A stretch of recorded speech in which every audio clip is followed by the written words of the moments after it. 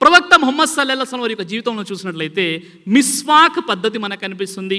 అబూ హురైరా ఉల్లేఖన ప్రకారంగా నా అనుచర సమాజానికి ఇది కష్టం కాదని భావిస్తే ప్రతి నమాజ్ కంటే ముందు మిస్వాక్ చెయ్యాలని నేను ఆదేశించేవాడిని అని ప్రవక్త వారు చెప్పారు.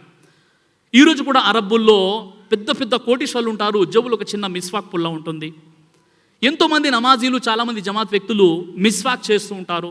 మిస్వాక్ చేయడం వల్ల, మిస్వాక్ ఏంటి, ఈరోజు ఏదైతే వేప పుల్లలు ఉన్నాయో అలాగే మిస్వాక్ అనేది ఒక చెట్టు బెరడు, అది చాలా న్యాచురల్గా ఉన్నటువంటిది. ఎవరైతే మిస్వాక్ చేస్తూ ఉంటారో వారికి క్యాన్సర్ వచ్చే అవకాశాలు లేదని ఎవరంటున్నారు? వరల్డ్ హెల్త్ ఆర్గనైజేషన్ WHO అంటుంది.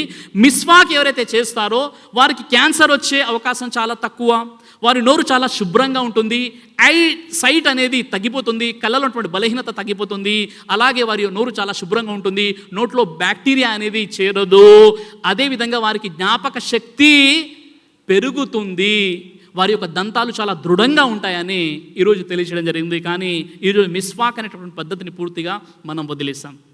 అమెరికన్ డెంటల్ అసోసియేషన్ అంటుంది మీరు రోజుకు కనీసం 2 సార్లు బ్రష్ చేసుకోండి అని చెప్పడం జరిగింది. కానీ ప్రవక్త ముహమ్మద్ సల్లల్లాహు అలైహి వసల్లం వారు ప్రతి నమాజ్ కంటే ముందు పళ్ళు తోముకునేవారు. 2 సార్ల కంటే ఎక్కువ సార్లు చేసుకోవడం అని ఈరోజు మెడికల్ సైన్స్ అంటుంది. ఎందుకు అంటే మెడికల్ సైన్స్ చెప్పే విషయం ఏంటంటే దంతాలను శుభ్రంగా కడుక్కోనట్లయితే మీకు కిడ్నీ డిసీజెస్, అదేవిధంగా హార్ట్ ప్రాబ్లమ్స్ వచ్చేటటువంటి అవకాశం ఉంది. హాలిటోసిస్ అంటారు, అంటే నోటిలో నుండి దుర్వాసన వస్తుంది ఒకవేళ మీరు సరిగ్గా బ్రష్ చేయనట్లయితే. ఇస్లాం ధర్మం ఉంటుంది మీరు నమాజ్ కంటే ముందు మిస్వాక్ చేసుకోండి అని. సోదరులారా, ఈ పద్ధతిని కూడా ఈరోజు పూర్తిగా మనం వదిలేసాం.